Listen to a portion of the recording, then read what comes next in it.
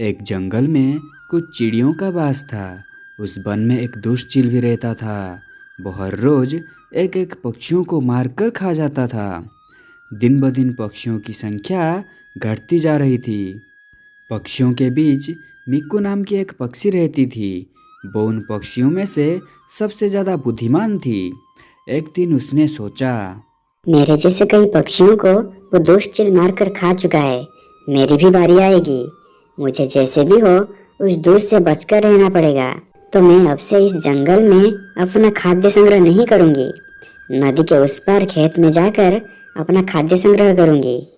ऐसा सोचकर मिक्कू अपने खाने की तलाश करने के लिए नदी के उस पार चली गई। वहां पहुंचकर मिक्कू ने देखा कि वहां धान का पका हुआ खेत था। अरे वाह, यहाँ तो बहुत सारी पकी हुई धान की खेती है। तो मुझे यहाँ खाने की कोई परेशानी नहीं होगी। मिक्कू ने वहां पेट भरकर खाना खाया और शाम को अपने घोंसले में लौट आया। कुछ दिनों तक ऐसा ही चलता रहा। एक दिन मिक्कू की मुलाकात एक कौवे से होती है। कौवा धान के खेत के पास एक पेड़ पर रहता था, लेकिन कौवा बहुत बहादुर था, इसलिए वो जंगल से इतनी दूर उस पेड़ पर अकेला रहता था। बहन, मैं देख रहा हूँ कि तुम रोज नदी पार करके इतनी दूर इस खेत में अनाज लेने आती हो। जंगल में क्या खाने को नहीं मिल रहा? ऐसी बात नहीं है भैया, खाने के लिए खाना तो है, मगर वो दुष्ट चील हमें वहाँ रहने ही नहीं दे रहा। जो कोई भी उसके चंगुल में आता है वो उसे मार कर खा जाता है। इसलिए मैं दिन में उस जंगल से इधर भाग आती हूँ और शाम होने के बाद ही घर जाती हूँ। हाँ बहन, छोटी जीवों को हमेशा दोस्तों का प्रकोप सहना पड़ता है। आप जो भी कर रही हो सही कर रही हो। आज मुझे भी एक अच्छा दोस्त मिल गया है। अब हम यहाँ रोज साथ में खाना खाएंगे।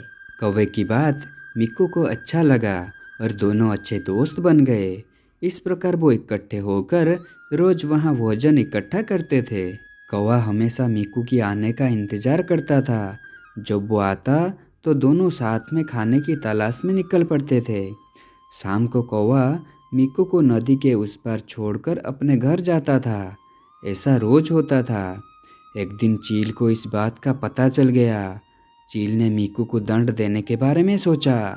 एक शाम चील ने नदी के पास एक पेड़ पर छिपकर बैठ गया। शाम को मिक्कू और कौवा नदी के किनारे आए। चील को पेड़ पर बैठा देख दोनों डर गए। धोखेबाज चिड़िया, रोज मेरी आंखों में धूल झोंककर यहाँ चली आती हो। आज मैं देखूंगा कि तू मेरे चंगुल से कैसे बचती है। चील की बात सुनकर मिक्कू डर गया और वहाँ से भागने की कोशिश की, लेकिन कौवा बहुत बहादुर था।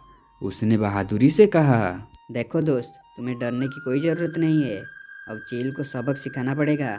जैसे वो आगे से चिड़ियों को खाने की लालसा छोड़ दे। अब देखो मैं क्या कर रहा हूँ।